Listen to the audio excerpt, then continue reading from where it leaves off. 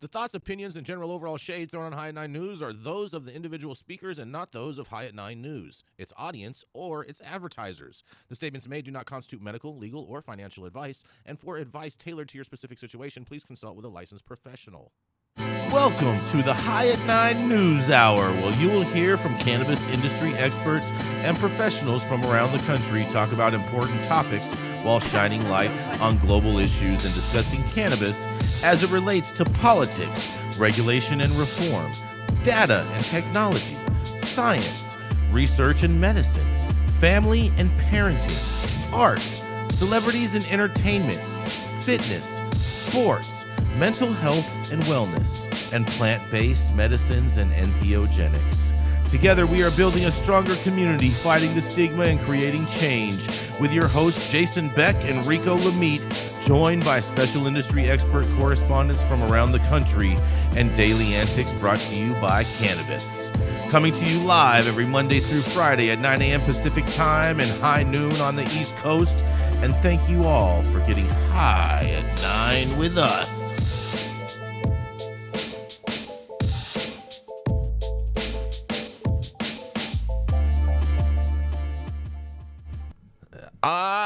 Yeah. Good morning, everybody. That's right. It's Friday, October 25th. And today is National Pharmacy Buyer Day. Bye. It's also National Merry Music Day, Mathieu St. Germain. National Frankenstein Day, for all you getting ready for Halloween. Shout out to Mary and Shelley. Yes. You may need to pull that a little closer to yourself. Oh, yeah. There we Mary go. and Shelley. There we go.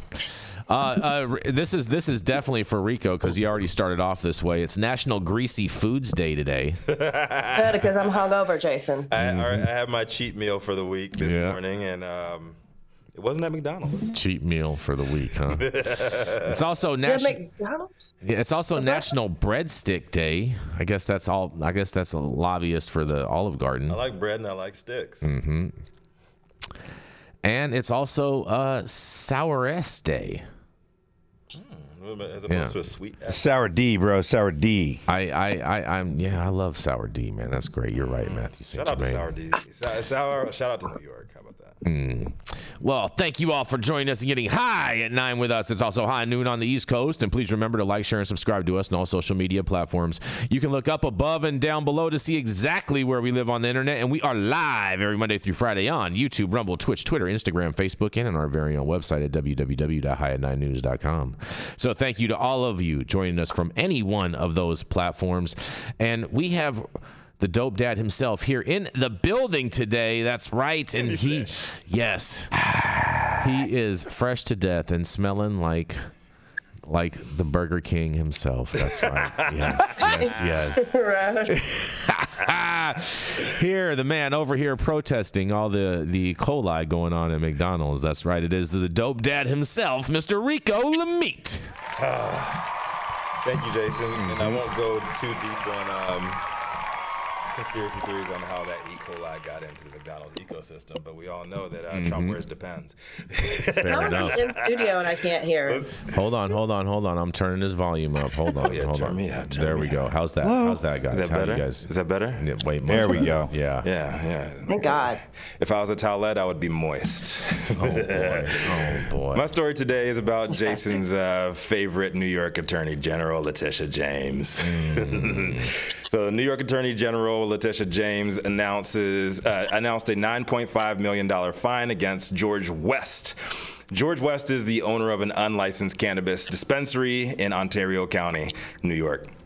And despite a June 2023 order from the Office of Cannabis Management to cease operations, West continued to sell cannabis at his store, J. Dega 7.0. In Canandaigua? Is that Canandaigua. Canandaigua. I don't know. I can Something dig like it. that. Yeah. I can dig Canandaigua? Yeah. Can you digua? Can you dig it? All right. So the judgment includes over $1 million in disgorged illegal profits and $8.4 million in penalties due to ongoing violations. According to Benzinga's Rolando Garcia, West operated without a license since last September 2022, recording nearly $2.4 million in sales over a 16-month period. He was getting it. Oh man, this guy's trap god.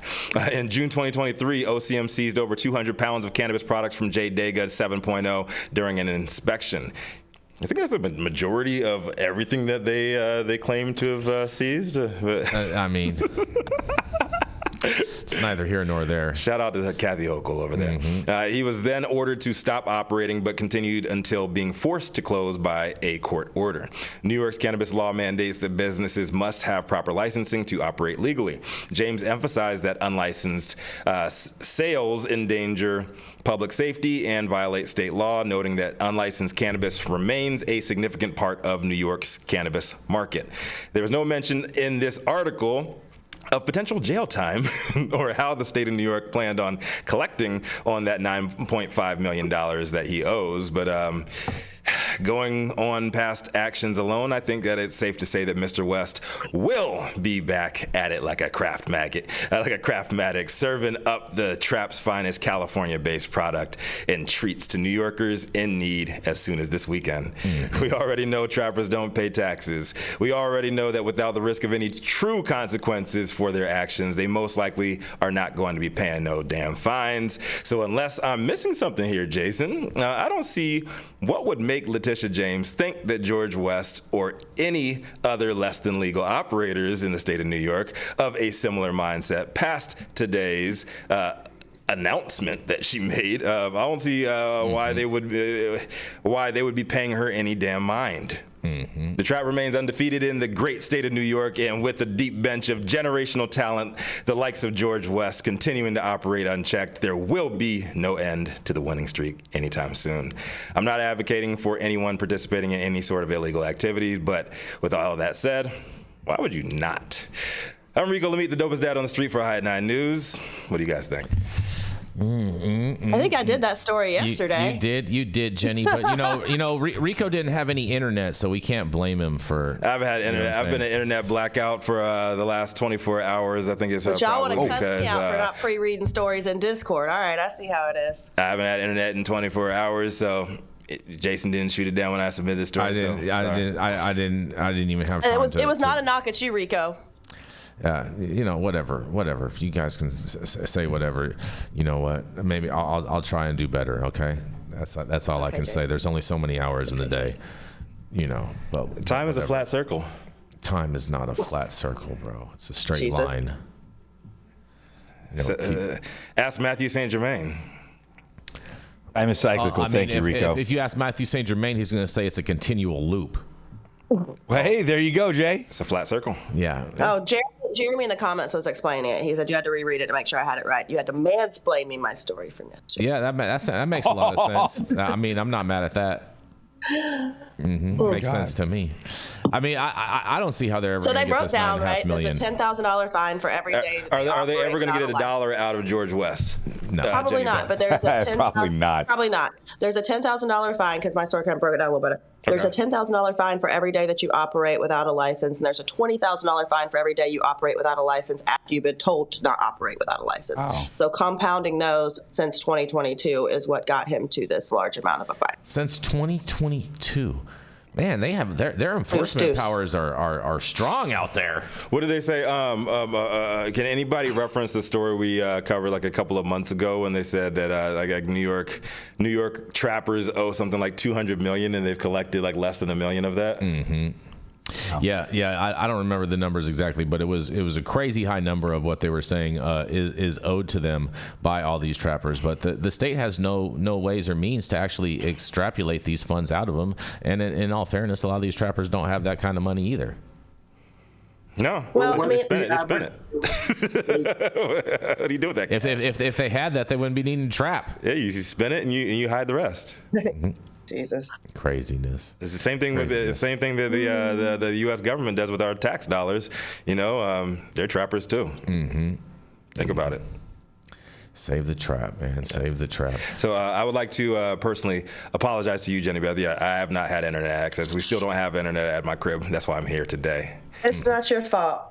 I'm just glad we got you in studio because somebody needs to sit next to Jason and keep him company. But I'm never afraid, to admit fault and point thumbs and not fingers. Because when you point fingers, there's 4 more pointing right back at you. You know what I'm saying? The second you said New York Attorney General, I was like, here we go.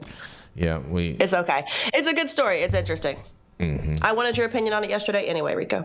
I'm sorry I couldn't provide. See how she switches that up from being mad to now, like all of a sudden she wanted your opinion. I'm only mad at Jason. Because me and Jenny Beth have a mutual respect for each other, right? Oh, is that what that's called? Yeah. Professional courtesy. Yeah. I don't know if I'd call it that, but okay. Beautiful to see. Jason, I enjoyed watching Jason's face when he realized it was the same story as you were. Hey, it works like that sometimes. Yeah, sometimes it be like that. You know what I mean? Yeah. Sometimes. I give you a good story, guys. New York Attorney General. Sorry.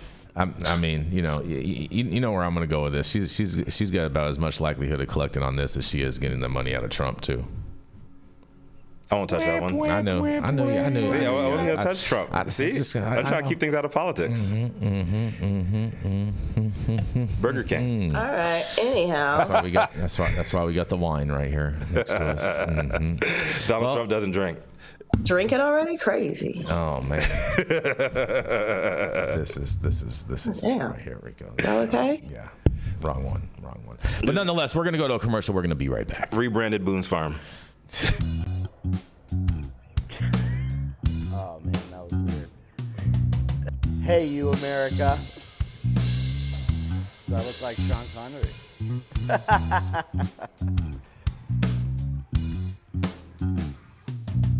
Good morning, America. Saman Razani coming to you live from sunny Los Angeles, California with the one and only highest host, Mr. Jason Beck, smoking on the best weed in the world. Did you know that we have an audio-only version of our podcast? You can find it on Apple, Google, Amazon, iHeartRadio, and Spotify. No excuses in 2024. If you haven't checked us out, check it out now. And also, check out what the Prophet's doing in 2024. We are back like we left something. And up next, y'all know who it is. It is the man who will do anything for his favorite president of all time. And I'm not going to say anything else political. He's the High 9 News head honcho, smoking the best weed in the world, the highest Republican in any room that he walks into and walks out of, Mr. Jason Beck. Yeah. Good morning, you guys. Happy Friday, everybody.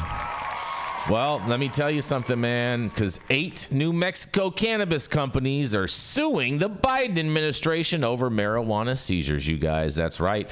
A group of 8 licensed New Mexico cannabis companies fed up with months of seizures by the U.S. Customs and Border Patrol have filed a federal lawsuit against the Biden administration, claiming that their constitutional rights under the Fifth Amendment have been violated a cumulative dozen times since February, you guys. The suit filed on October 22nd in U.S. District Court of the District of New Mexico asserts that Border Patrol agents have been illegally seizing hundreds of thousands of dollars worth of state legal marijuana goods at checkpoints under the auspices that the industry remains federally illegal, despite the hands-off approach the federal government has taken towards cannabis since the Barack Obama administration. Shout out Cold Memo. That's not true because Barack Obama, I got raided twice by under the Obama administration, so that's 100% fake news right there. But you lie, Obama. You lie. Yep, exactly. The plaintiff said damages have easily exceeded $1 million, and New Mexico has thus far been the only border state where such seizures are occurring, despite Arizona and California also having full-fledged adult-use marijuana industries as well. In 2024, the CBP, that stands for Customs and Border Protection, adopted a conflicting policy and began summarily seizing state legal cannabis products and related property, including cash and most recently vehicles used in connection with these state legal businesses, without providing any due process, the lawsuit charges. CBP has also engaged in a practice of detaining individuals employed by plaintiffs and taking their fingerprints and mugshots and entering them onto the federal smuggling, racketeering, and international drug trafficking lists, only to release them without charges when the local federal authorities inevitably refuse to prosecute based on the well-known hands-off policy the suit asserts. First of all, that's their general policy. That's what they do all the time. So that's not like they're doing that out of these guys are making a little molehill. Same shit, different day, Jason? Yeah. The lawsuit outlines 12 different stops and seizures at various checkpoints in southern New Mexico, wherein employees of the plaintiffs' companies were routinely detained for hours, fingerprinted, and treated like criminals before they were being released. It's called being detained, you guys. But whatever. One female employee of Royal Cannabis who was stopped while transporting state legal marijuana was locked in a holding cell that was, in quotes, furnished only with a cot. I mean, what did they expect? Welcome to a holding cell. Yeah, covered in black mold, resulting in toxic and hazardous air quality inside. Sounds like True Leave is funding these holding tanks, but nonetheless. And only allowed to use a restroom that was, in quote, full view of CBP. Welcome to a holding Exactly. cell. Welcome to jail. Yeah. God bless. Yeah. In an additional quote, she was even deprived of clean drinking water during the hours-long detention, the complaint states. I don't know. That's not true. The toilet's got a sink on it, and it has a little squirter. That's what you use with your little Bob Barker cup, and that's where you get your water. Welcome to jail. Mm-hmm. Dude, maybe they wanted a bidet. You know what I'm saying? Like, I want a state-sanctioned bidet up in my shit. Oh boy. Well, oh boy. Stand up a little higher on that little metal seat. And CBP's actions are having a rippling effect, and it left unchecked have the potential to undermine New Mexico's entire regulatory scheme, they say. The lawsuit asserts also that New Mexico is the only border state where CBP is engaged in this practice of summarily seizing and ultimately destroying state legal cannabis products. That's not true. It was happening in California too a while ago, and there was lawsuits and whatnot. But whatever. The lawsuit also asserts that CBP agents have become increasingly aggressive over the course of 2024, and that the agency has repeatedly now seized personal vehicles belonging to the employees who were transporting cannabis goods, including a Ford and an Audi that were both impounded following a pair of different seizures in August. Well, if they're driving their own cars, of course that vehicle is going to get impounded, you guys. But apart from Royal Cannabis, the other plaintiffs in the case include Mesilla Valley Extracts, Super Farm, Impact Farms, Cradior Holdings New Mexico, Mylars LLC, that's a great name. Right. Yeah. Jesus Christ. Yeah. Rollin' Love and Desert Peak Farms. The U.S. Department of Homeland Security, of which CBP is a division, is also named as a defendant in all of this, you guys. Well. I'm glad to see someone trying to hold the Biden administration accountable for their mishaps and whatnot. And so I hope they ultimately are successful, but I think some of their arguments are super, super weak on this. But nonetheless, this is Jason Beck for the High at 9 News. I can't wait to hear what y'all also have to say about this. I have a lot to say, Jason. Oh, yeah? One, it sounds like she had to poop and she was embarrassed. Two, there's water that comes out of a little squirty toilet. It's a 2-in-1 joint. You got it your sink. I don't think that's what it was. You got your little metal toilet. I don't think she had to poop. I think she just didn't want to have to sit on the seat. Well, you can hover, girl. Come on. That's a woman trait. Well, you're assuming that she had the leg strength to hover. I know. Not everybody does. Not everybody participates in leg day, Jenny Beth. Yeah. She might not be. She better start hitting them squats. But I mean, like, here's the deal. Like, you just described a holding cell, and for all of you who are new to this industry, it's federally illegal. And sometimes when things are federally illegal, you might go to fucking jail. So, I mean, this sucks. Like, I get it. It's occupational hazard. You know, this is also why you're not supposed to be using personal vehicles to transport state licensed cannabis. You're supposed to be using a vehicle that is owned by the company. Yep. That's right. That's and I'm sorry they took your Ford Fiat. Your Ford. At least they try to switch whatever. it up, though. I mean, there's a Ford and an Audi, you know. They took the Ford Escort. Oh, no. They didn't take Give them $75 in restitution for that Ford Escort. Yeah, they didn't take the Indy, just the Audi.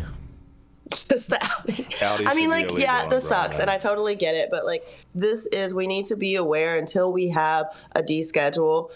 We are participating in something that is federally illegal. And when you participate in something that is federally illegal, you can go to jail. And that sucks. And the fact that you only had to sit in a holding cell and they didn't dress you out and put you in Bob Barker flippy floppies and give you a lice bath and everything else that goes with squat, cough, and being booked in, you had a better day than a lot of people. Squat and cough, you mean like, you know what I'm saying? Lift Spread your 'em. cheeks. There we go. I was waiting for the spread them part. That's not what they're asking you Spread guys your cheeks to and lift, lift your bro. sack. Yeah. Yeah, Exactly. there it is. It happens. Cough. Yep, drop and cough. That's right. Fair enough. Those flip-flops are garbage, Jeremy, in the chat. They give you blisters. What do you think about this? Any of the doctors? Do you guys have any thoughts on this, on these holding tanks?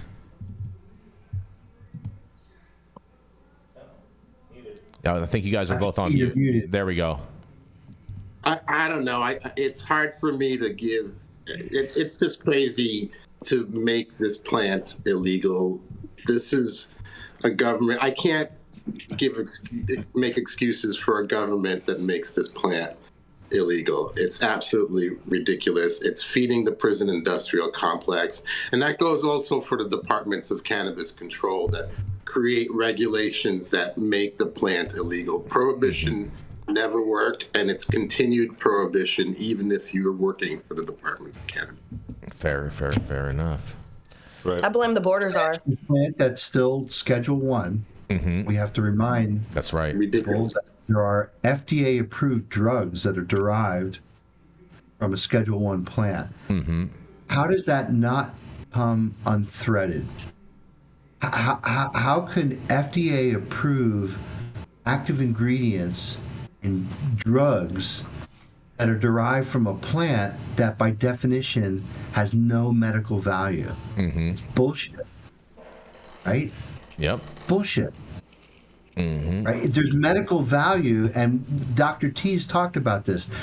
So, approved, or what did we say, Dr. T? Accepted medical use. And so if you put that into, it has to be FDA approved. Well, there's FDA approved cannabinoids that are derived from a plant that they're telling us has no medical value. Does anyone else see that? It's half-ass backwards, bro. I agree with you, Dr. Mark. It's 100% half-ass backwards. And you know that, again, the IRS is collecting money from cannabis businesses that are regulated in all the different states. So they love their payday on that. So the U.S. government's collecting money. And let's also, Dr. T, just because we could bring it up, the U.S. government filed its own patent on the neuroprotective properties of CBD and other cannabinoids, which not only did they file the patent on, but they actually licensed the patent and collected licensing revenue from a small company in Pennsylvania. So where does the hypocrisy end? How can they say this is illegal and has no medical value when they're collecting licensing revenues on their invention? It's bullshit, man. Bullshit. Totally with you. You have any final thoughts on Sorry this? for getting on that soapbox. It's just it's there to get on. It's all You good. did it very softly. Yes. That was a I did do it very softly. Thank you, Jay. You have any thoughts on this, Mathieu St. Germain? Yeah, I do, Jason. Yeah? What's that? Oh, boy. Yeah, Here so we go. Rabbit Homeland hole time. Security can stop and search anyone 100 miles from any border, which basically means almost to Sacramento in California, New York City, What? etc. What? And It's a Where I Sacramento. live in Vermont. What are you talking Homeland about? Security. From a border? because the Pacific Ocean, the beach is the border. So Sacramento, Phoenix, Arizona, Texas, like Burlington, 100 Vermont? miles from the border. 100 miles from the border. Seattle, Portland, etc. on the East Coast. Homeland Security can stop you, can unpack your car and do whatever they want. And now the reason I'm mentioning this is because Donald Trump wants to institute stop and frisk using the same Homeland Security police on 100% of the United States.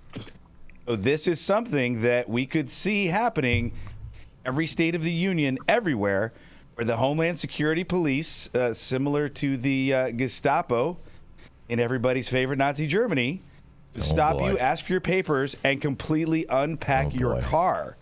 And to me, I don't know if anybody remembers the stop and frisk policies enacted by Rudy Giuliani, but I do. Were racist, targeted people of color. 9 times out of 10, they did not find anything, and it just became another opportunity for the police to hassle, threaten with arrest, and really negatively impact the day, primarily, again, of people of color. And to me, as somebody who believes in freedom of our body, our bodily sovereignty, as well as our consciousness, this is one of the most concerning things that I keep hearing almost every week. So for myself, I'm a no to stop and frisk. I'm a no to unlimited police immunity and police powers. I'm a yes to freedom. I'm a yes to sovereignty for the individual. I think government should be aimed at policing corporations, not people. That's my thoughts. I think the border technically starts at international waters, and the Coast Guard would have onus over whatever you're doing in the water. But yeah, I agree with you, Matthew. But I do read, and I have been stopped by Coast Guard many times because I grew up on an island, and I'd rather be stopped by them than Border Patrol. But she's an island girl. I will also say that, let's not throw Trump dog in there, because this is happening under the borders are. That's right. Borders are. This is happening under the Biden administration. And no, this is actually a Homeland Security policy that was enacted by Bush. That's happening under the Biden administration. It also happened under the Trump administration. Kamala Harris says the borders are. And it could have been stopped if Trump didn't put the kibosh on it, right, Jason? I know you're trying to put this somehow onto Biden and Harris. If it's their fault, it's equally Trump's fault, because it was also happening when he was president. It's not equally Trump's fault. I'm not buying that, because there weren't people getting arrested for Trump. Trump never I'm going to keep talking, bro, and I'm loud as fuck. So here we go. It, Does anybody know when Homeland Security was instituted? It was under George Bush after 2001. That's correct. After 9/11, right after 9/11. It wasn't Obama, it wasn't Biden, and it wasn't even Don the Con. It was George Bush Jr. and Dick Cheney who enacted Homeland Security, changed Customs and Border Patrol, made it so they could pack your ass out 100 miles from the border. And who did Dick Cheney endorse? Oh, that's right, Kamala Harris. That's right. And on that, we're going to roll right on in. I'm Jason Beck, and I have the final word. And what I say is right. I'm just stating the obvious. I'm just stating the obvious. Shout out to the Hyatt Nine Czar. Yes. Jason, luckily, I think most people have a better grasp of logic and rhetoric than yourself, and can understand when you throw in a non sequitur in order to try to save the day. I'm not trying to save the day. I'm just presenting the other side. Out random non-facts. Just presenting the other side, Mathieu St. Germain. Just presenting the other side. The fact is that all of these administrations had a chance to change this, and none of them did. Exactly. Correct, Jenny. Thank you. You know why? Because we are living in a fucked up simulation, and we have been since hanging with Chads.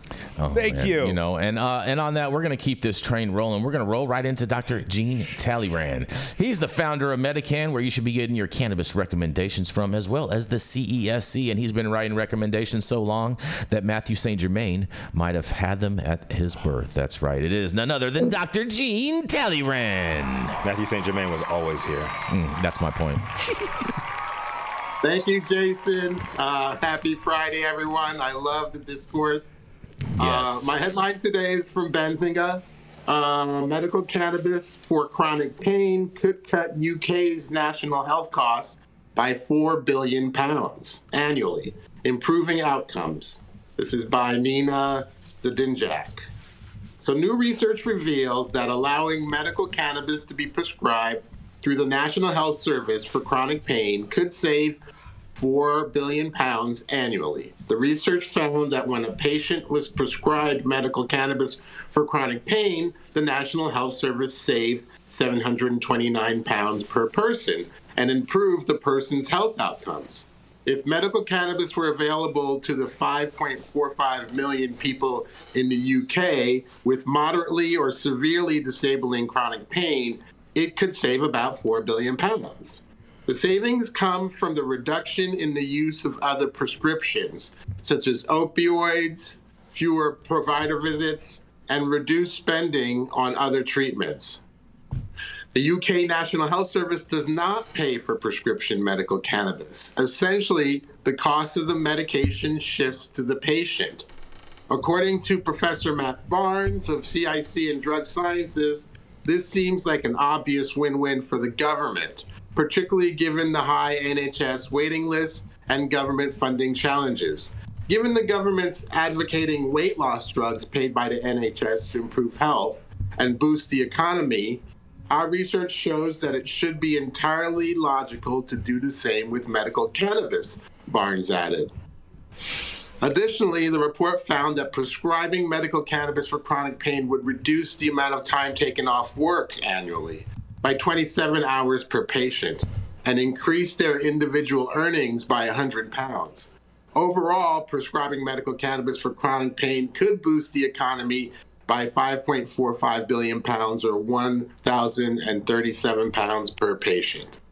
While it is possible to access medical cannabis through the National Service, it rarely occurs, and only in cases of severe epilepsy, symptoms from chemotherapy, or certain cases of muscle stiffness associated with multiple sclerosis. Despite medical cannabis being legalized in 2018, there are just a handful of patients being prescribed medical cannabis, says James Duckenfield, CEO of Glass Pharma. Glass Pharma is one of the sponsors of this study. We hope that the government will review the evidence in their health economic analysis and adapt their guidelines accordingly. Now is the time to expand the National Health Service provision and allow medical cannabis to be prescribed for chronic pain, said Duckenfield. The study was published in Expert Review of Pharmacoeconomics and Outcomes Research. So this is clearly an industry play to increase bottom line. I think it's deplorable that their argument involves shifting the burden of cost from the government to the patient. On the other hand, cannabis is safer and overall the better option for chronic pain. Trying not to throw the baby out with the bathwater, I would say make it accessible to all. Subsidize the cost so that those who suffer with chronic pain would not also suffer economically. That's civil. After all, it's just a plant, it grows easily in the backyard, and with just a little care and attention, it will reduce the large profits of the pharmaceutical companies and the medical industrial complex, and save the government £4 billion. This is Dr. Jean Talleyrand with High at 9 News. Dr. T, how did they come up with these numbers? They calculated how many people have chronic pain in the UK, and then they calculated how much these people who use cannabis go to the hospital, go to see their doctor, get prescription medicines versus people who don't use cannabis with chronic pain. And they made that difference. So it's just some calculation trick. I mean, it's correct. Okay. People definitely use prescription medicines less when they use cannabis. And and if their prescription medicines are being subsidized, I don't know why the cannabis shouldn't be subsidized. I totally agree. But isn't with it that. true? Isn't it true, Dr. Talleyrand, that most patients will treat pain, even chronic pain, with over-the-counter meds, right? So the over-the-counter market, I would assume, is much bigger than the prescription market for pain. But I'm just assuming that. You mean like the over Like just Tylenol or Advil or aspirin, right? Yeah, it's in the billions for those. Those are one of the bigger selling drugs out there. And yeah, this is cutting into that, especially NSAIDs, which have these negative effects of gastric bleeding or kidney damage. So, So definitely. Dr. T, on the patients that you see that come in complaining about pain, is it often a clear-cut prescription, or not prescription, just clear-cut diagnosis, or not diagnosis, what do I mean to say? Recommendation to first try an over-the-counter, like an Advil or naproxen, something that's over the counter, which I guess, I don't know, because it's over the counter and it's not prescription, is it safer? like you say, there could be GI issues associated with these, but based on the patients that you have coming in that are complaining about pain, are you more likely to just say, look, just try some Tylenol or try some aspirin? I'm more than likely to say try some cannabis. But that I'm and yeah, most patients who come into the doctor have already tried over-the-counter pain relievers. That's where they go first. They go to the drugstore, get their Tylenol or NSAID. So how successful are the over-the-counter products for treating chronic pain? I mean, I know that, just myself, I could think of, I have a headache. Okay, I'm going to pop a couple ibuprofen, or, my back or my leg hurts. I might take some ibuprofen. Are the over-the-counter medications basically taking care of most of the pain issues?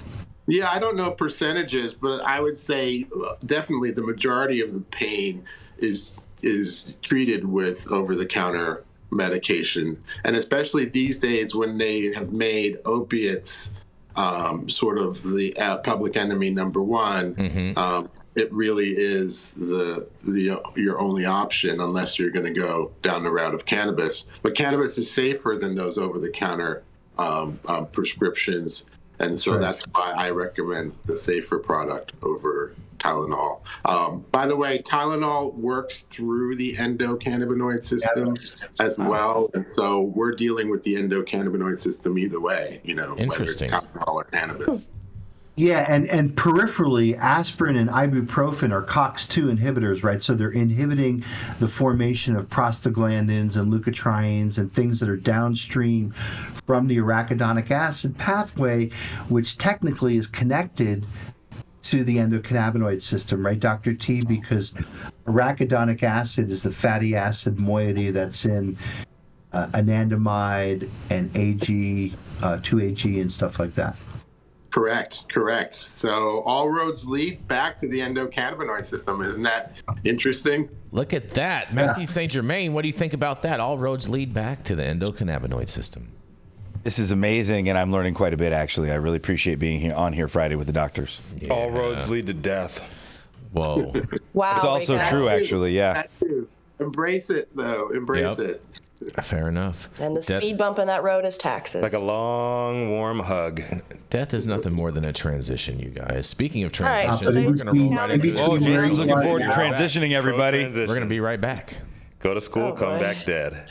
I just ordered the summertime strawberry salad when added steak on top here at Anna's. Make sure you do the same thing too next time you're in downtown Long Beach. Come on down and check out Anna's Joint on the 400 block of Pine Street.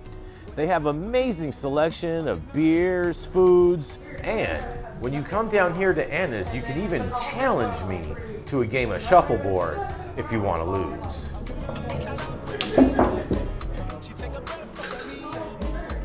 Did you get that? So, next time you're in downtown Long Beach on Pine Avenue, make sure you stop by Anna's Joint on the 400 block. Not only do they have Anna's Joint, this restaurant and bar, but they also have the amazing deli next door, and then next door to that they have a very exotic flower shop. You may want to stop by and say hi.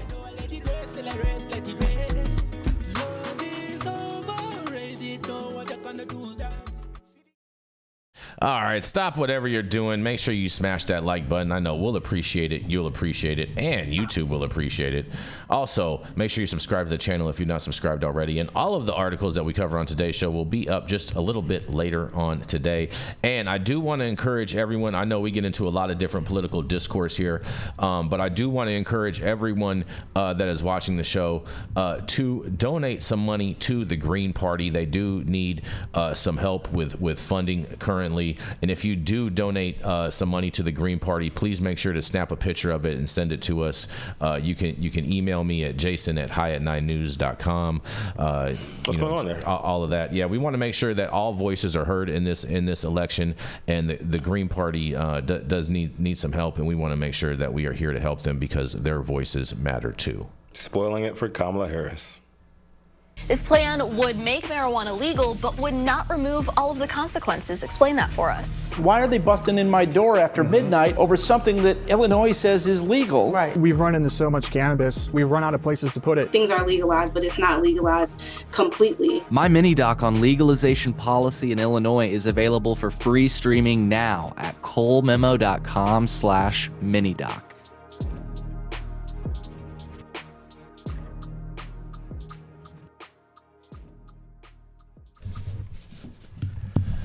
Oh, yeah, we are back. Oh, yeah. And up next, it is the immortal cannabis wizard with 2 PhDs. Count them, 2 PhDs in tripping balls. One from Stanford, the other from Trump University. Thanks to Attorney General Kamala Harris, he got his money back for the latter. Breaking us off with a little Friday heat, Mr. 420, what's good himself, Mathieu St. Germain. Oh, shit, you're killing me, Rico. I tried to be quiet. You guys, I know I'm a pain in the ass. I got a fun story, though. A DEA judge has denied the agency's request to block witnesses in a hearing challenging a proposed psychedelics ban. This one's important because it talks about 2 legal psychedelics. If you're smart, you can on the internet maybe get some yourself.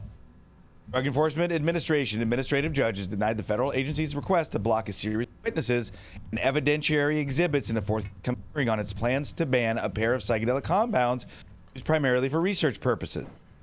Administrative law judge Paul Sefting granted DEA's motion to keep proposed evidence out of the 10-day hearing, which is scheduled to begin on November 12th, denied the agency's claim that certain witnesses and materials should be precluded on the basis they were incompetent, irrelevant, immaterial, or unduly repetitious. With respect to the witnesses, the ALJ said it was inappropriate at this time to block the testimony of experts, including those associated with Students for Sensible Drug Policy and ASEA Plant Sciences, which have been fighting against the DEA to ensure that the psychedelics can continue to be utilized in research. However, having made clear that its denial of DEA's motion doesn't necessarily mean that the evidence and witnesses will be allowed to be entered into the record. Rather, he said that in this preliminary stage is to determine what is going to be relevant to the case. This case concerns the DEA's push to place the psychedelics 2,5-dimethoxy-4-iodoamphetamine, DOI, 2,5-dimethoxy-4-chloroamphetamine, DOC, Schedule 1 of the Controlled Substances Act. I believe they're still trying to do this shit. Currently, unscheduled substances have been used in various research initiatives to explore their potential in the treatment of conditions such as chronic, acute, and neuropathic pain, addiction to opioids and alcohol, and other mental health disorders. The government has asked the ALJ for preemptive summary exclusion of proposed evidence from researchers and advocates, the administrative judge said. Part of the reason DEA sought to block certain witnesses from testifying because of their focus on how a Schedule 1 designation would impede research initiatives, just like it's doing on cannabis, which the agency argued was irrelevant to the case at hand. The ALJ disagreed, saying the tribunal does not find that research harm evidence is per se irrelevant to these proceedings, such that preemptive exclusion of such testimony is required.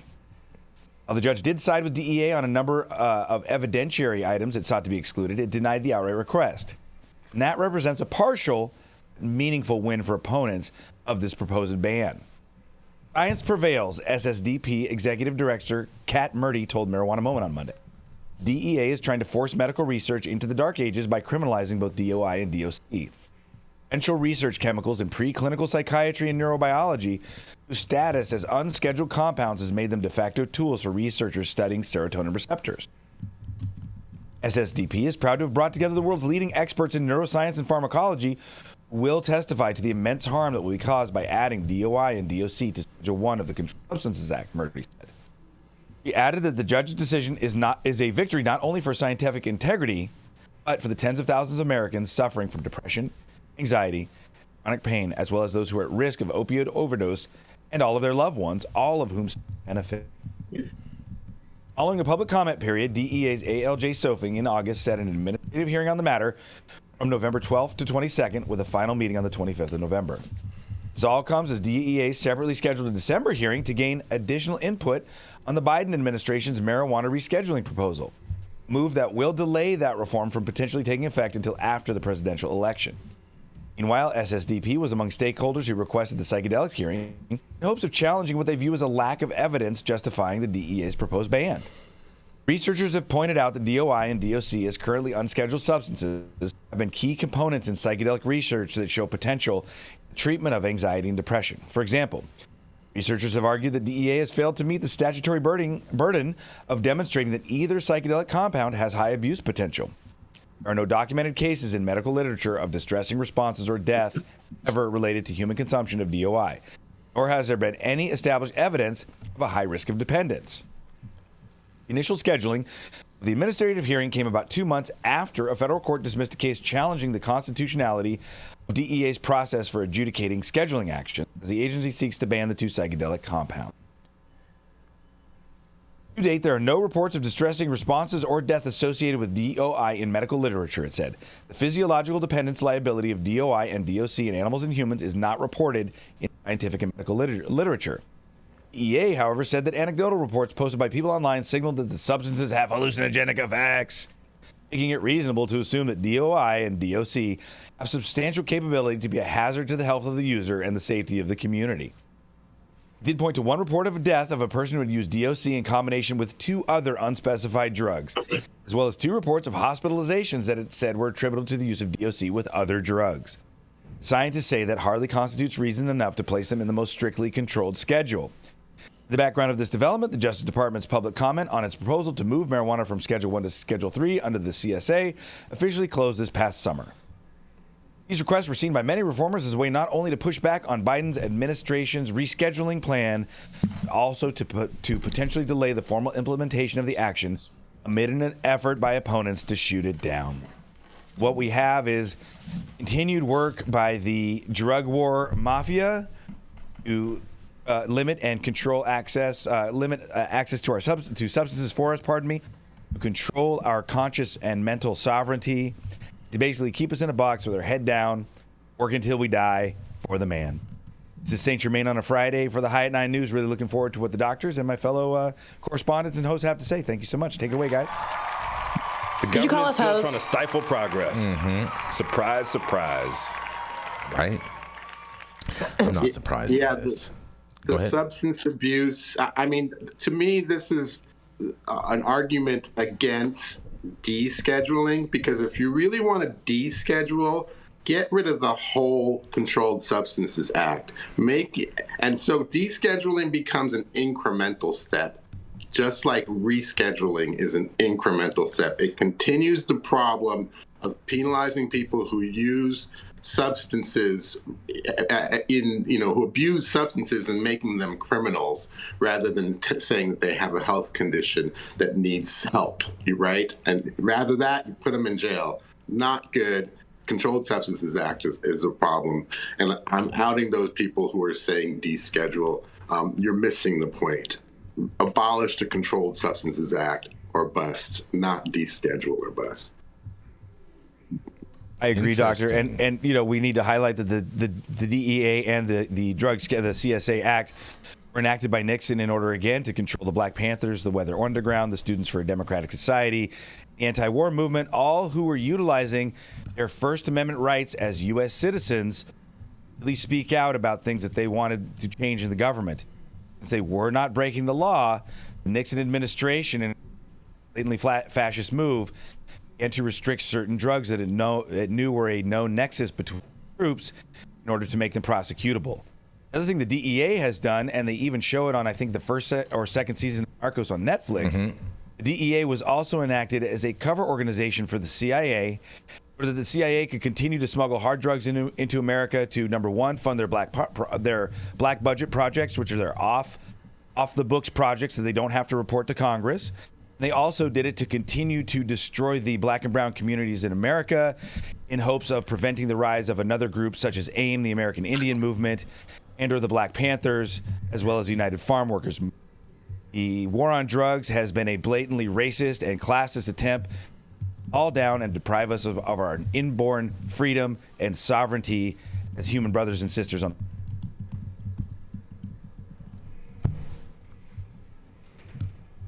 Dr. Mark?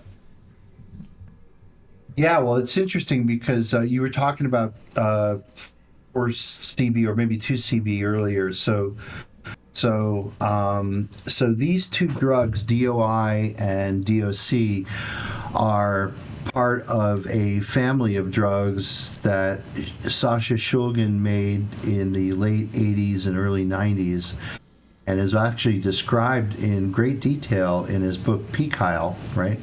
Yep. Because these are phenethylamines, or what are typically or more commonly called amphetamines. So, so DOC and DOI are basically 4-chloro and 4-iodo substituted. So, Matthew, you'll be interested. So, 4-CB, which has got a little bit more notoriety, is the 4-bromo derivative, right? Okay. So there's a whole family of derivatives. If you look this up on the web, you'll see. So these all have a 2,5-methoxy amphetamine kind of core with different substituents down there. So I think, yeah, the DEA would probably throw the analog thing at this. So they possibly could.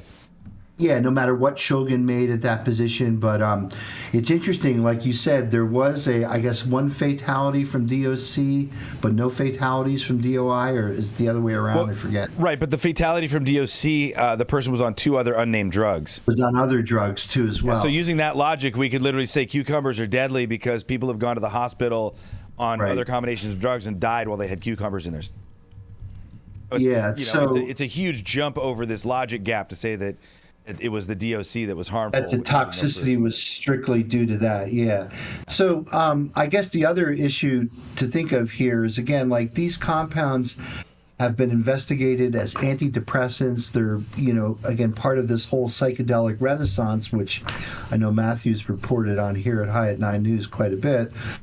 There's a lot of, clinically relevant data that these compounds represent. So I think, painting it with a broad brush and moving it into Schedule 1, I mean, they already know that these things are antidepressant.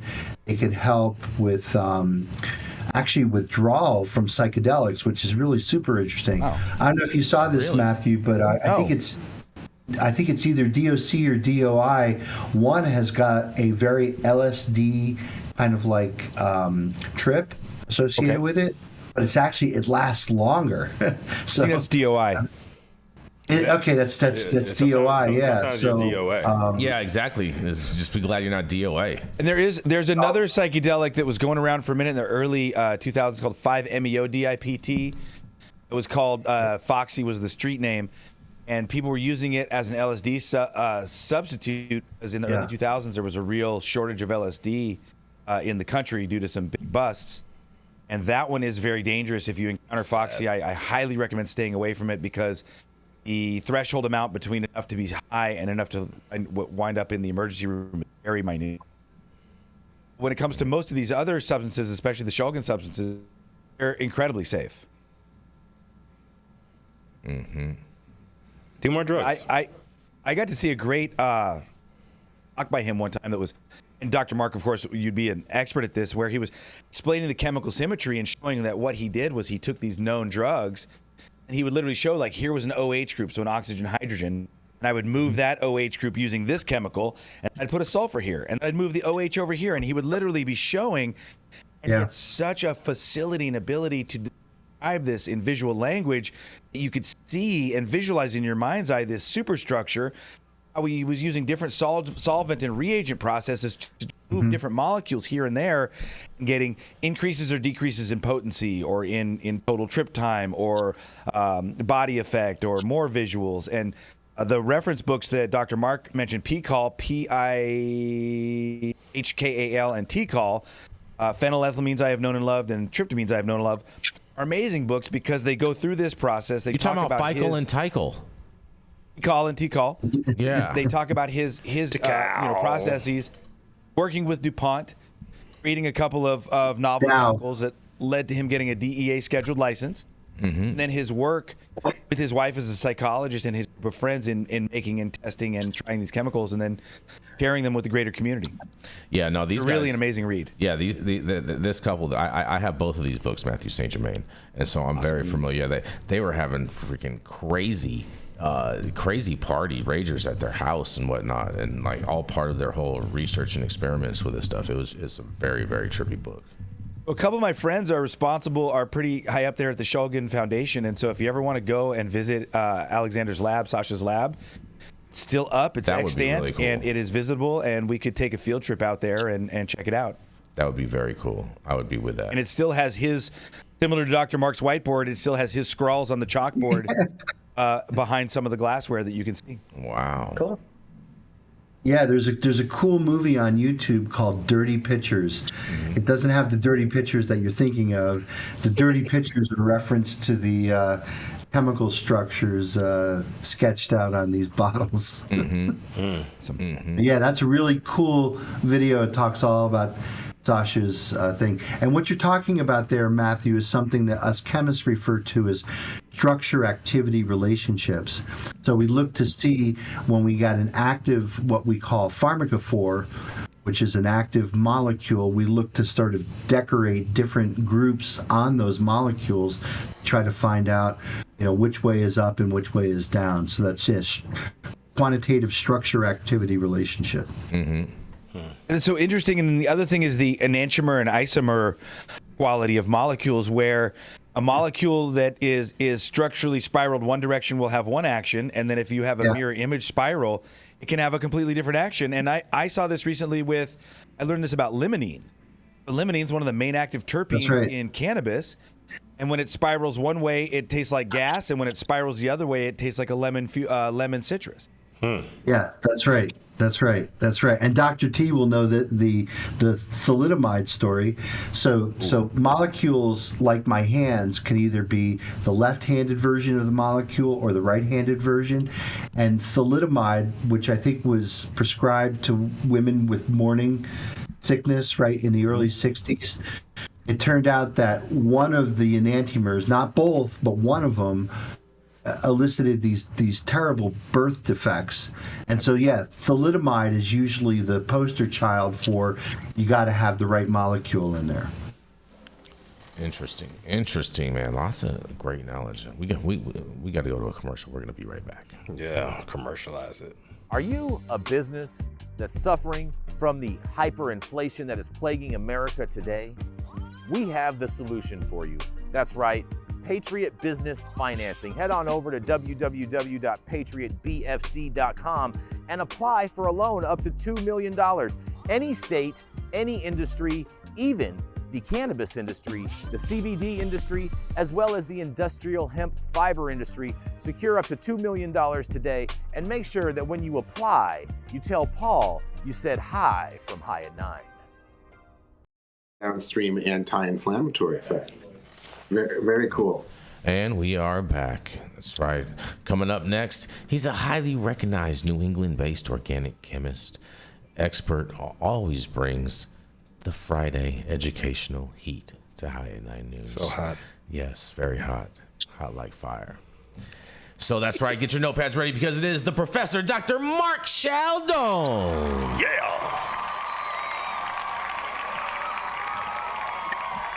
All right, everyone. How's everyone doing today? Happy Friday. Hope you're having a great week.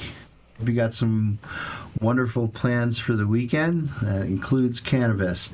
So my story today comes from none other than the New York Times, and it's from their morning newsletter. And it's entitled, America's Embrace of Marijuana, Why Public Opinion Has Changed So Quickly. This story came out yesterday. It was written by a fellow named Germain Lopez. So 12 years ago, mainstream politicians opposed marijuana legalization. Recreational use was forbidden, even in most liberal states. Today, even conservative states are considering the policy, including North Dakota, South Dakota. I always thought they were one state. Florida, and through ballot initiatives this November. And both presidential contenders now favor legalization. Kamala Harris confirmed her support this month. Donald Trump said he will vote for Florida's initiative, which I guess is around legalization. He also backs easing of federal restrictions on weed. This is the first time even one major party candidate has publicly supported legalizing pot. The shift was unusually quick for Americans' politics. It's very rare for bipartisan consensus to flip in less than a generation. One reason politicians have changed their minds so quickly is that there are a following shift in voters' views today. In today's newsletter, I'll look at the public opinion and how it's evolved and why Harris's and Trump's positions could matter even in states that have already legalized marijuana. Americans' views on domestic policy are largely stable. Consider guns, for example. Congress passed a majority of major federal gun measures, the Brady Act, 3 years ago. Since then, views on whether firearms should be made more or less strict have barely moved, according to Gallup. This is typical for most domestic policy issues, researchers have found. Marijuana legalization appears to be an exception to this. In 2000, 31% supported legalization, and now it's as high as 70% of adults in the U.S. favor marijuana legalization. The new consensus formed long before politicians caught up. Most Democrats have supported legalization since the late 2000s, and most Republicans have since 2017, according to Gallup. Why did public opinion change so quickly? One explanation is exhaustion with the war on drugs. Decades of punitive policy did not get great results. The United States is in the middle of the deadliest drug overdose crisis ever.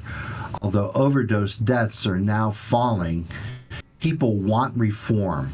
And one place to start is with the drug that most Americans see as less dangerous than legal substances like alcohol and tobacco. The shift has continued even as legalization has produced its own problems. In states where marijuana is legal, people have reported more addiction and other serious medical issues that are linked to daily marijuana use. Still, public opinion remains in favor of legal pot, and now Democrats and Republican leaders are catching up. With many states legalizing marijuana, perhaps as a majority, after this year's election, you may wonder whether it matters that the presidential candidates have come around to legalization. After all, many states have addressed the issue before federal officials caught up. But federal law still shapes marijuana policy at the state level. For example, many banks, which are regulated at the federal level, remain wary of holding money from marijuana businesses. In many ways, the law treats those transactions the same way a bank looks at transactions from a drug cartel or other criminal enterprises. This leaves dispensaries open to robbery because many can't take credit cards and can't find a secure place to store all of their cash. Federal regulation can also help address some of the problems that have appeared with legalization. Congress will ultimately decide whether federal marijuana laws are loosened or repealed. But the next House and Senate will be able to make such changes with confidence, knowing that they probably won't face a veto from the White House. A related story, they had a link to a legal jar of weed can cost you $60 in New York. I don't know. A legal jar of weed. How big is the jar, right? Doesn't it depend on how big the jar is? So yeah, I thought this was an interesting article only from the point of view that it's in Jason's favorite rag, New York Times. But you know, at the end of the day, I think, you know, having this discussion, at least I think in the last presidential election cycle, Jason, correct me if I'm wrong, there was almost. Yes, he will. He may correct you if you're right. Well, he'll correct you if you're right, Dr. Mark. Right. But there was really no discussion around cannabis in the 2020 election or in the 2016 election. I remember feeling like, man, they totally ignored this issue, which again is central to all of us here on the panel here, and certainly to most of our viewership. But it just seemed so disappointing up until this presidential election that cannabis policy or cannabis regulation or legalization wasn't really addressed at all. And to show you how out of touch Biden was, you know, if you looked at his cannabis policies in the 2020 election, he favored medical and favored states' rights and all that, but he also favored moving it from Schedule 1 to Schedule 3. And anybody who knows anything about the whole rescheduling to Schedule 3 knows that is completely inconsistent. You can't be for medical and for states' rights, but then basically say, oh, we're going to move it to Schedule 3, which is going to completely wipe out the industry as we know it today with, you know, state-regulated grows and state-regulated dispensaries and distros. But I think the take-home from this message is it is part of the discussion of the presidential election. So I think that's good. I think we've moved the needle a little bit to hear these candidates at least talking about it. So again, that's my opinion from the great state of Vermont here at St. Michael's College. I'd be interested in what my fellow correspondents have to say about, you know, the New York Times bringing this to light as a presidential campaign issue. Dr. Mark, Joe Biden did bring it up when he was talking about decriminalizing and pandering to the black voters.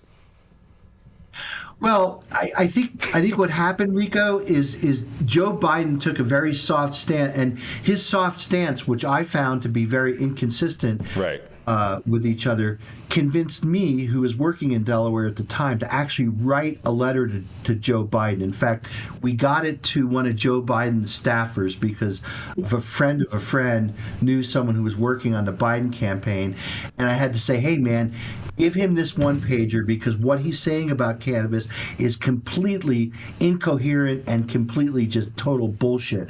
Well, check it out. When Bernie dropped out of the race, he incorporated Bernie's part of the legalized cannabis platform. So I think that's what you might be talking about, Rico, because he did end up getting on board with it, but ultimately you could tell from his original position that he was very uninformed.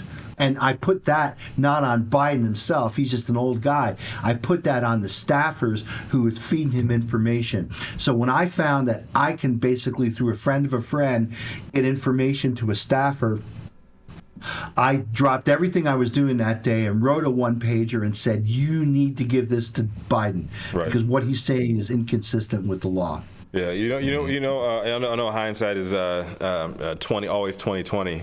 But yeah, the Democrats got themselves. Yeah, the Democrats got themselves in this mess. Like, we wouldn't be where we are today if they didn't put Hillary Clinton in as a shoe-in in the first place. Let me put it on the record that Bernie Sanders and I shop at the same grocery store. Okay, that's yeah, give Bernie. Every once in a while, I see Bernie at the Hannafords, here in the New North End in Burlington, and I had to tell you, my biggest curiosity was not, going up and high-fiving or getting a selfie. My biggest curiosity was I wanted to look inside Bernie's shopping cart to see what Bernie eats. The only thing I remember seeing in there, I remember a couple Rice-A-Roni boxes, but I also remember the San Francisco treat. a box of the Kasha cereal. So, and that kind of like took my attention away from seeing everything else that was in there. I was like, wow, Bernie eats Kasha. Maybe I should go get a box of Kasha. Oh man, There's too many ways to take that one. Yes. No, but Dr. Mark, Trump did bring this up in 2016. He came out and spoke in favor of medical use in states that have it. Yeah, Jason, I guess the disappointing thing from Trump and mostly Trump staffers is they should have dug into Biden's inconsistent policies and then use this as a party platform in their plank, or use this as a plank in their party platform back in 2020.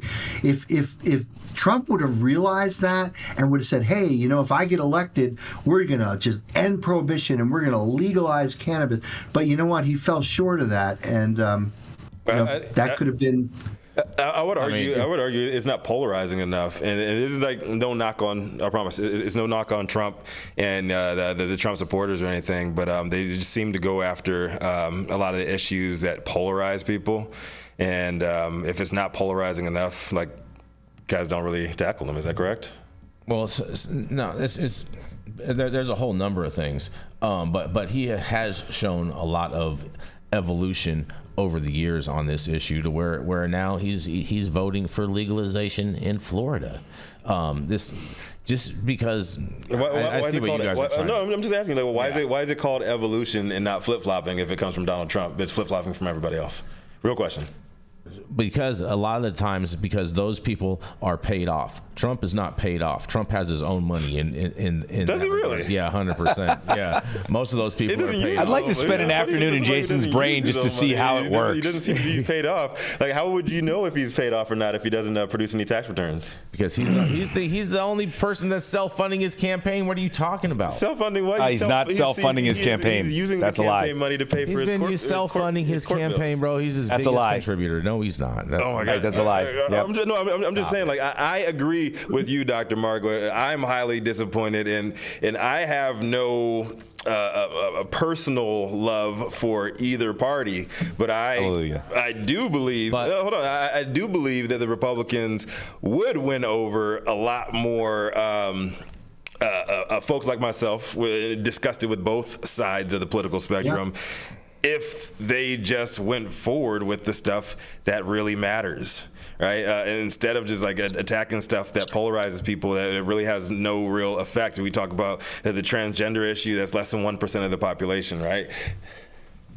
Less. Right. You I think if there was somebody on the Trump really staff like Jason Beck, so if Jason, if you were on Trump's staff and you could bring this to him and say, hey, we could win the election if you come on hard and say we're going to legalize cannabis, you know.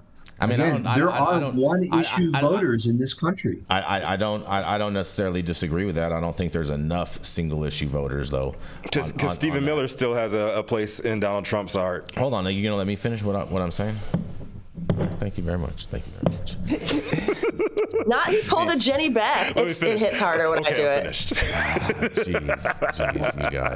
Jeez, you guys. I think the thing that we should all stop for a moment. Gently put a finger on Rico's lip. I think there's something really important we should stop and examine, which is this. It's amazing I'm still not getting to say what I'm trying to say to you guys. Go ahead, amazing. Jason. I'll round up after you. Go ahead.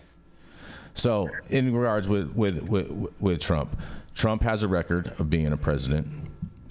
We've had raids under Bush. We've had raids under Clinton. We've had raids under pretty much every single president except for Trump. And in all fairness, there haven't been raids under Biden. There were no weed raids under Trump in Southern California. There were no weed raids in regards with dispensaries and operating businesses, bro. That's not real. There were cultivation raids. I was covering them on the ground with my company. Totally different. There's cultivations. I had 5 agencies. There were illegal 5 agencies, including Homeland Security, show up at my house, guns drawn, during the Trump administration, Jason. For what, Dr. Mark? For what was it for? They wanted to hold. They had guns. Plead the fifth, Dr. Mark. Plead the fifth, just like Donnie would. I am gonna plead the fifth, but what I can tell you is that It is scary It had when nothing to do Homeland with legal Security market. busts your door down and points guns at you and your wife. I 100% agree with that part, but this is not for any legal market business that this is happening for. Okay, let's get past non-facts. I just wanted to share something real quick before the show ends. The show's not ending. I still have a story. I'm just dissenting. Oh, hell yeah, Just to Jenny. fucking take part Let's in keep this it going. anymore. Yeah, we are overtime. We are overtime, and we do not want to take away from our final correspondent here. Do we have any other commercials? Or we just gonna roll with it? Yep. All right. So up next, She is the highly opinionated, often medicated, and always melanated female conservative mouth from the South. Closing us out today, the founder of Cannabis Consulting, Justice Served 501c3, and Christopher Brady's favorite High at 9 news baddie, Jenny Beth Dills. God, you guys really this is why I keep my over-the-counter Advil next to me for when you guys start this shit first. Oh, that's what you call them? In my headphones. Yeah, headaches. So this is a short story. It's kind of an important one, and it's something that we need to be aware of because think of the kids. We haven't. Safer. Yeah, I get it. Save the world. So we have an alarming report from Dayton, Ohio, regarding the rise of unintentional marijuana ingestions among children. Health officials say that since the legalization of adult-use recreational marijuana in Ohio, cases have skyrocketed by nearly 600%. A new report from Dayton Children's Hospital indicates that emergency visits due to accidental cannabis consumption in kids have surged by 571% from 2019 to 2023. This year alone, the hospital has reported 66 cases, with 13 occurring since the recreational sales began in August. Abby Pettiford, Injury Prevention Outreach Supervisor at Dayton Children's, warns that edible marijuana products can resemble regular candies, posing significant risk to children.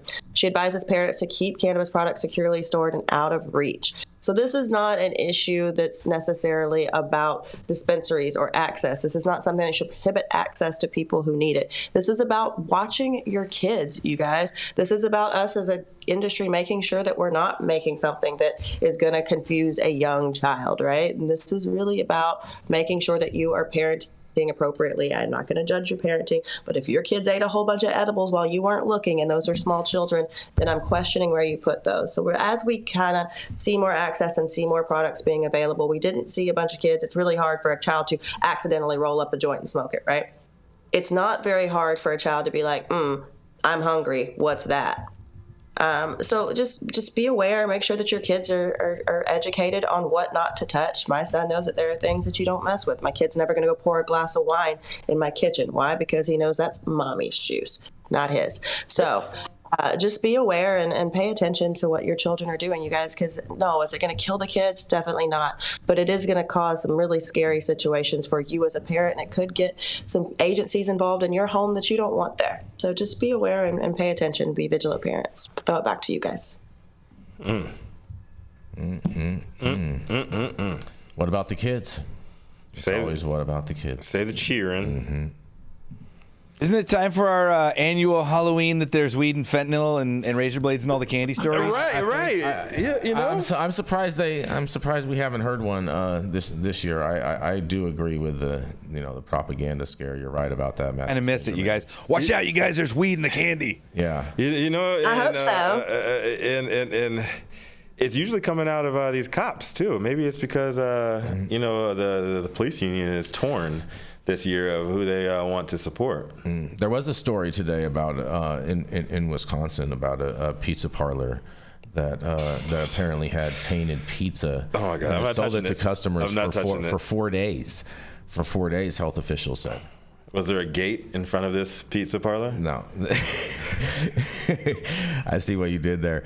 No, there was no mention of any gates in relation to this story. But I just find it, just crazy how they, because this story was about a health organization, and coming out and saying this and saying how that it's all tainted was the language that they were using. Instead of I threw a medicated pizza party for an ex one time for his birthday, and it was great. People were high for like 4 days. Mm-hmm. You should have seen all the side effects. All the side effects, still none of them were as bad as what you see on pharmaceutical commercials. The side effects were they wanted more pizza.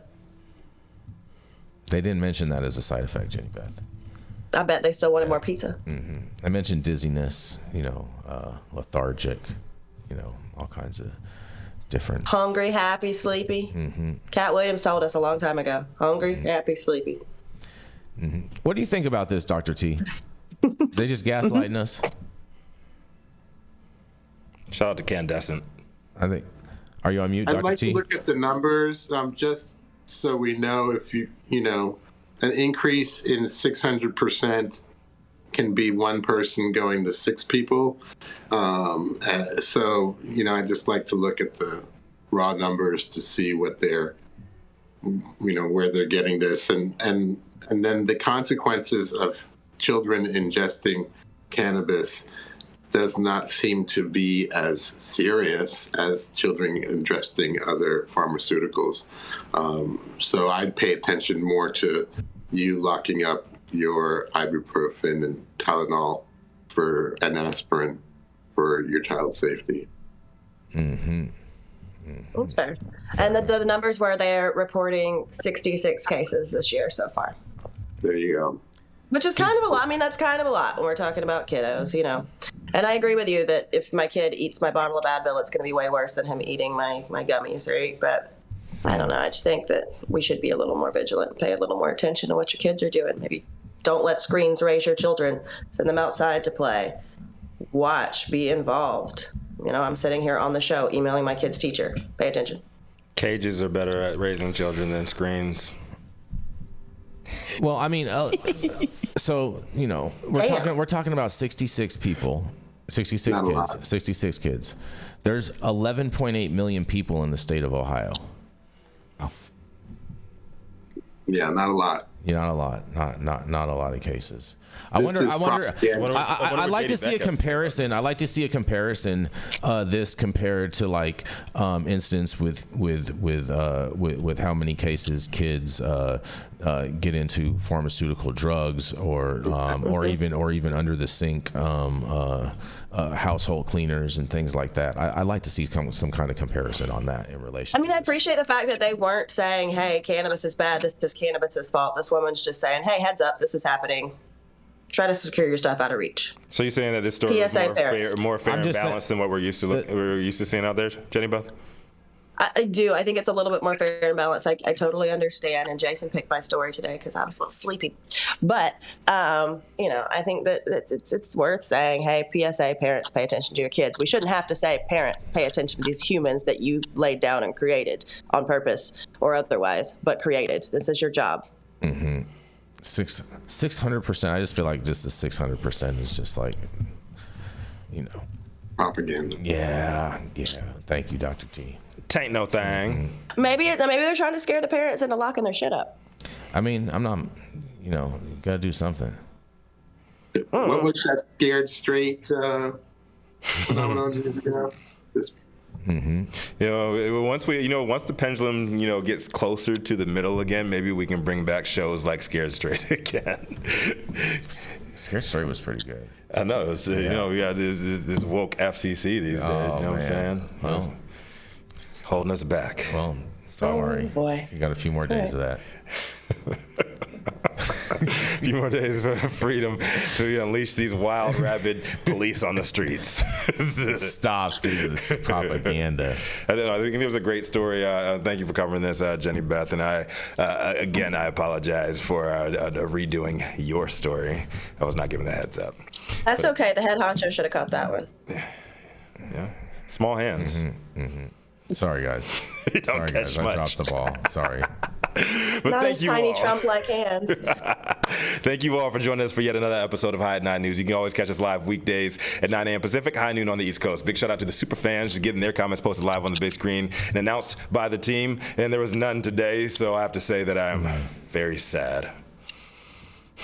Big love to all of our live audience members and online supporters catching us across all media platforms, tuning in each day to the headlines of chaos, also known as the developing cannabis industry, to our vetted correspondent team tuning in from all over, bringing us much needed variety of perspective and your respected opinions to the table. Our production team, Cloud Media Partners, All the sponsors keeping our lights on and AV struggles to a minimum, and the lights are bright today. Must take a lot of energy for that, man.